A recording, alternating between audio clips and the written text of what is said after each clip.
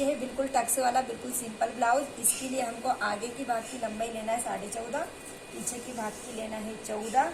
ये है कंधे, कंधे हमने लिए हैं 5.5, बगल भी हमने लिए, इस बगल लिए 6, सीना लिया है हमने 32, आर्ची को 32, चौथा भाग करके उसमें 1.5 इंच मिलाकर इस निशान को हमको ऐसे हल्का सा तिरछा कर देना है।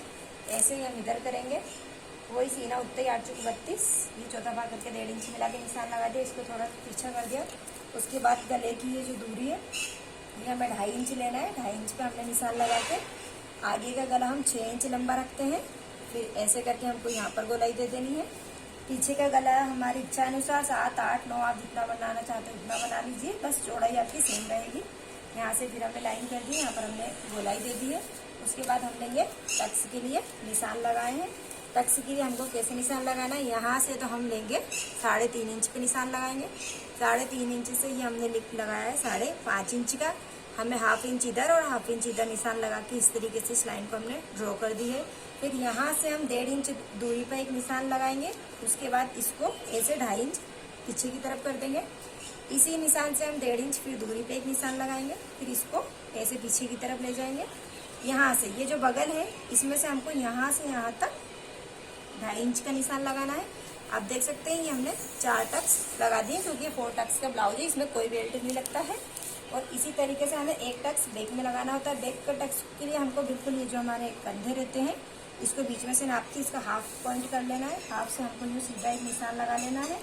और इस तरीके से हम लंबे इसको हमें इस टक्स को हमें 5 या 5.5 इंच जितना हमें लंबा करना है। ये सारे निशान लग जाने के बाद हमको बस ये आगे का जो पार्ट है इसको थोड़ा सा इसे 1/2 इंच इसको हम बढ़ा देंगे।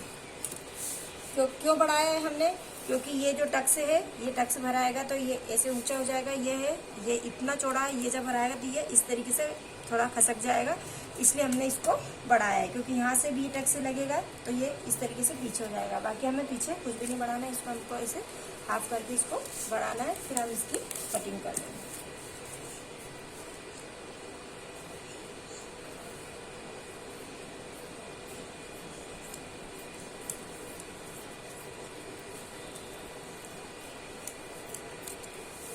इस तरीके से हमने इसकी कटिंग करी पूरी की पूरी दोनों गले को मिला के, ताकि बाद में हमको ये हुक पट्टी बटन पट्टी में ये वाली पट्टी काम आ जाती है।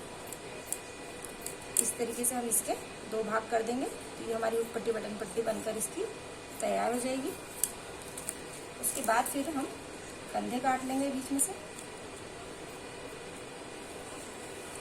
इस तरीके से इसको।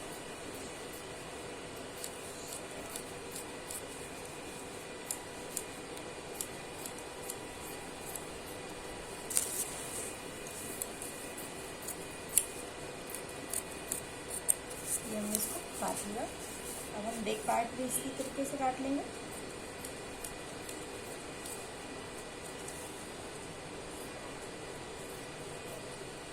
हमें कुछ भी एक्स्ट्रा नहीं रखना है, जो हमने निशान लगाए हैं हमें सेम वैसा का वैसा ही इसको काटना है। उसके बाद ये जो फ्रंट का पार्ट है हमें यही टक्स हमें इस तरफ बनाने हैं, तो उसके लिए पहले हम इसे कट कर लेते हैं।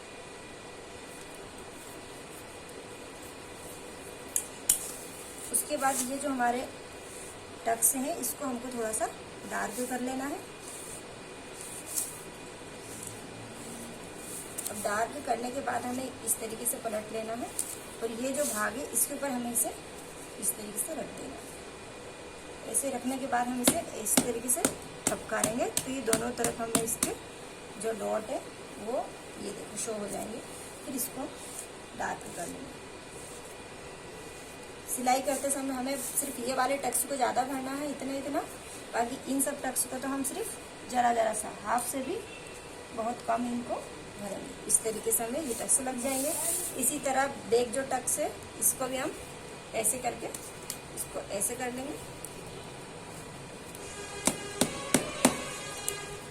ये टक्स भी आप देख सकते हैं, ये हमारा यहाँ पर बनकर रेडी हो चुका है। उसके बाद हमें स्लीव्स की कटिंग करनी रहती है। तो ये हमारा बचा हुआ कपड़ा है, इतना ही बचा है। अब इसको हम ये अपने 2 फोल्ड किया अच्छे से, फिर हम इसको ऐसे 4 फोल्ड कर देंगे। अब 4 फोल्ड करने के बाद हमको जो हमारी स्लीव्स रहेगी उसकी जो लेंथ है वो हमें लेंथ इस जगह लेना है। ये बंद भाग है, इसको हम खुला भाग कहते हैं। ये भी खुला भाग है, ये भी खुला भाग है। सिर्फ एक साइड बंद रहेगी तो बंद साइड में हमें इसकी लेंथ लेनी है। मान लीजिए आपको 4 इंच की बाहें चाहिए तो आपको 2 इंच एक्स्ट्रा रखना पड़ेगा, क्योंकि यहाँ से इस तरीके से फोल्ड होगी जब जाकर, और यहाँ से हाफ इंच यहाँ से जाएगा तो ये आपकी 4 इंच की आपकी बाहें बनकर कंप्लीट हो जाएगी। उसके बाद हम इसको सीधी लाइन बना देंगे। नीचे की तरफ हम इसे 2.5 पर निशान लगाएंगे। 2.5 इंच पर हमने निशान लगाया। इसको हमको इस तरीके से तिरछी लाइन बना देनी है।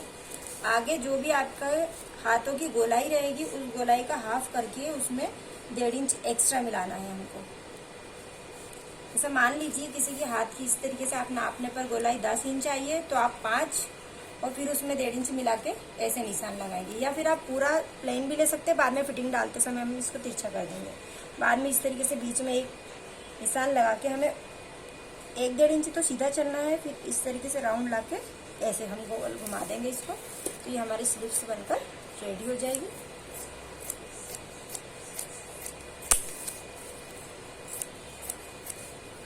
जी, अब उसके बाद क्या करना हमको, ये ऊपर के 2 कपड़े उठाने हैं। ये हमारी स्लीव्स है, ये आप देख सकते हैं, ये 2 भागों में है। इसके हमें ऊपर के 2 कपड़े उठाना है और हमें एक पत्ती का शेप देना है।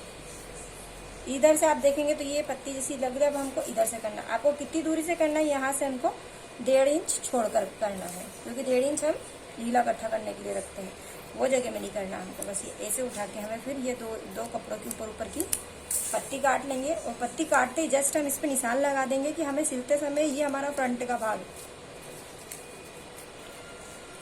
ये दोनों हमें बाहें जोड़ने में आगे की तरफ आना चाहिए। ये हमारी पत्ती भी कट चुकी है।